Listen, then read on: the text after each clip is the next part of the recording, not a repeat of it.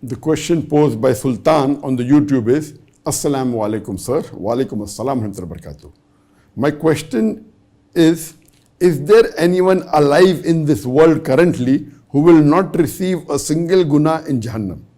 If I understand the question correctly, the questioner is asking that is there anyone currently living who will not get a punishment for single guna in Jahannam? The answer is different. If the question is there anyone living today who has not done a single sin, then the answer is no. The only people who are sinless are the Anbiya, the messengers of Allah subhanahu wa ta'ala. So, I don't know of anyone living today in the world who has not done a single sin. But if the question is there anyone who will not receive punishment in the Jahannam?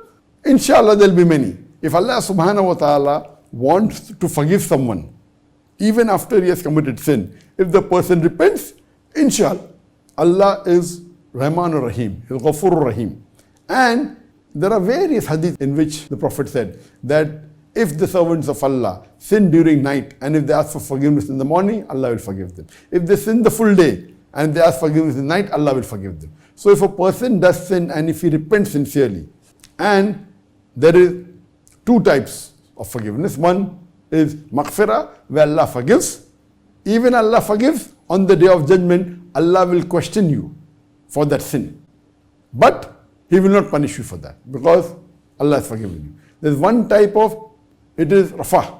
Allahumma innaka afuun tuhibbul afwa fa'fu anni. So here, the afwa that is there is forgiveness with removing any record. Allah will not question you. If Allah forgives you in the higher level, where Allah will not question you, so the sin you have done, Allah will not question you on the day of judgment even about that. So that type is a higher forgiveness. So, is there any human being who will not be punished in Jahannam for a single sin? Yes, there will be many.